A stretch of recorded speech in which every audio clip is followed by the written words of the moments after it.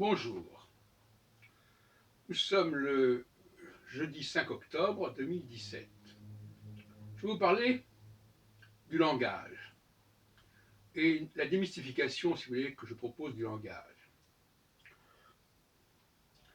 Le langage, les langues, sont des produits de très basse qualité au départ, que ce soit sur le plan visuel ou que ce soit sur le plan oral.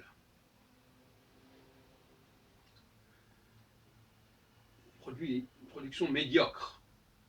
Le matériau, la matière première est médiocre. Tant et si bien que lorsque nous sommes face à un texte écrit, ou lorsque nous entendons quelqu'un parler dans une certaine langue, quand nous ne connaissons pas la langue en question, ça nous est plutôt pénible et ça ne nous apporte pas grand-chose, comparé à la contemplation d'un paysage ou à l'écoute d'une musique symphonique, d'un quatuor à cordes, etc. Donc finalement, nous avons un très bon exemple de ce que j'appellerais l'instrumentalisation et aussi de la sublimation quelque part. J'entends par là le fait de conférer un statut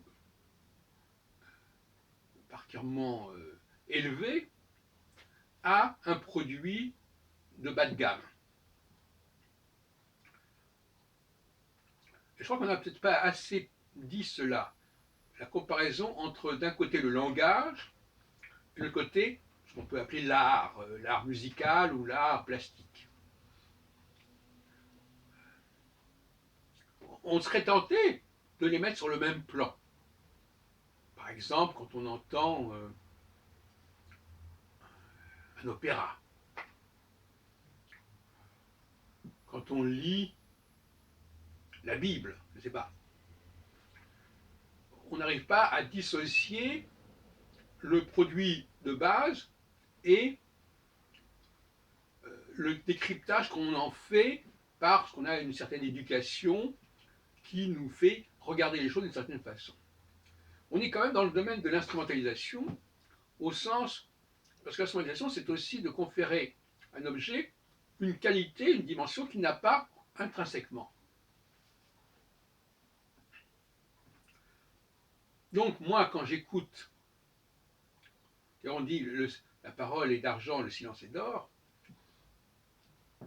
moi, en ce qui me concerne, quand j'écoute parler autour de moi, c'est plutôt une nuisance, en général. Et ce n'est que lorsque il y a une dimension qui se rajoute à cela, dans la qualité du débat, dans la dépense d'énergie et de réflexion que cela exige, que ce langage devient supportable. Non pas en lui-même, mais par ce qu'il provoque, et par la nécessité qu'il y a justement d'y accéder et de le décrypter. Le décryptage du langage est beaucoup plus intéressant que le langage lui-même. Alors, on peut multiplier les comparaisons. Par exemple, les astres. Les astres, on parle de la contemplation du ciel, oui, jusqu'à un certain point. Mais ce qu'on a plaqué sur le ciel dans l'Antiquité et jusqu'à nos jours,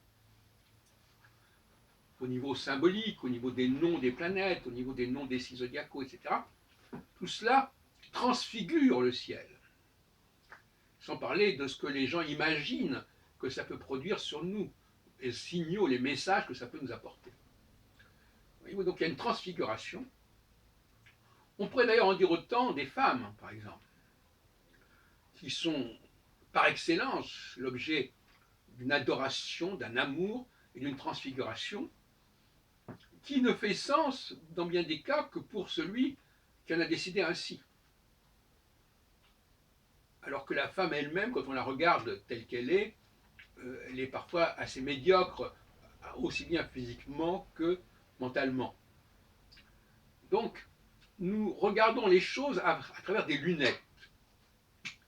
Et justement, je voudrais terminer ma petite causerie sur la question des lunettes. Ce n'est pas depuis toujours que les gens portent des lunettes. Et je dois reconnaître que je suis toujours mal à l'aise face à des personnes qui portent des lunettes. Je vois l'autre jour, encore hier, je voyais dans le métro une jeune femme en face de moi qui avait d'énormes lunettes qui lui recouvraient presque le visage. Une jolie fille d'ailleurs par ailleurs. Mais je ne pouvais m'empêcher de trouver ça incongru.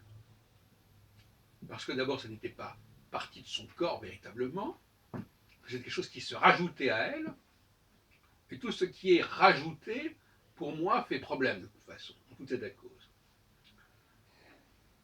C'est assez curieux d'ailleurs de voir des femmes âgées, souvent fanées, abîmées, transcendées par le fait qu'elles portent des lunettes immaculées qui viennent d'être fabriquées, ou des bijoux qui sont pérennes. Et cette contradiction entre le corps qui se dégrade et toutes sortes d'objets, vêtements, objets qui, eux, sont tout neufs, est assez étonnante comme sensation quand on est lucide et conscient.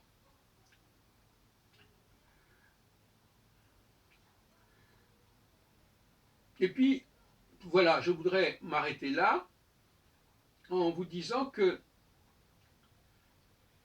il ne faut pas s'inquiéter quand on supporte mal les propos qui s'entendent comme ça autour de soi. Parce que souvent, maintenant, les gens vous infligent, et ça, à mon avis, c'est une sorte de viol, vous infligent d'écouter ce qu'ils ont à dire dans différentes langues. À Paris, les langues ne manquent pas, surtout qu'avec les portables. Eh bien, vous n'avez pas tort, car le matériau qu'on vous inflige, dès lors qu'il n'est pas chargé de signification, et dès lors qu'il ne s'adresse pas à vous, et dès lors qu'il ne fait pas sens pour vous, c'est un matériau médiocre, de bas de gamme, et dont vous n'avez pas à accepter de le recevoir et de le subir.